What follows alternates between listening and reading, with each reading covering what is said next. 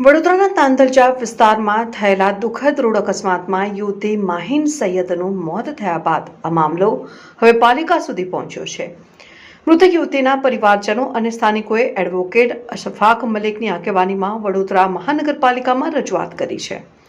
રજૂઆતમાં આક્ષેપ કરવામાં આવ્યો છે કે રસ્તા પરના ખાડાને કારણે યુવતીએ બ્રેક મારવી પડી હતી, જેના કારણે તે ટુ વ્હીલર પરથી નીચે પડી ગઈ અને પાછળથી આવી રહેલા રોડ રોલરની અડફેટે આવતા તેનું કરુણ મોત થયું હતું।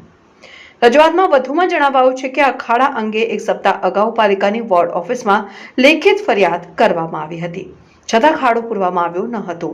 જો સમયસર કાર્યવાહી કરવામાં આવી હોત તો આ અકસ્માત ટાળી શકાય તેમ હતો। હવે દાવો પણ કરવામાં આવ્યો છે। રજૂઆતકર્તાઓએ આ ઘટનામાં જવાબદાર અધિકારીઓ સામે કડક કાર્યવાહી કરવાની તેમજ મૃતકના પરિવારને પાલિકા તરફથી 10 લાખ રૂપિયાનું વળતર ચૂકવવાની માંગ કરી છે। આ મામલે હવે પાલિકા શું નિર્ણય લે છે તેના ઉપર સૌની નજર છે। અમે વડોદરા મ્યુનિસિપલ કમિશનર સાહેબની કચેરીમાં આવ્યા છે। વડોદરા મ્યુનિસિપલ કમિશનર સાહેબને રજૂઆત કરવા આવ્યા છે।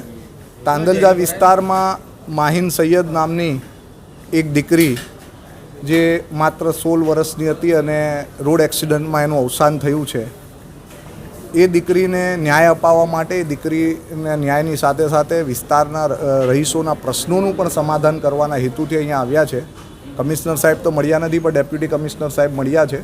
એમની સાથે રજૂઆત કરી છે અમે કે આ જે દીકરી છે એ દીકરી જે રોડ આગળ જે રોડના ખાડાના કારણે શોર્ટ બ્રેક કરીને દીકરીને ગાડી સ્લીપ થઈને અવસાન થયું છે, એ જે ખાડાઓ છે એ ખાડાઓ બાબતે આ એક્સિડન્ટ થતાં પહેલાંની અઠવાડિયા પહેલાંની ફરિયાદ હતી અમારી, અને અમારી રજૂઆત છતાં એ ફરિયાદ સાંભળીના અને છેલ્લે એક દીકરીનો ભોગ લીધો।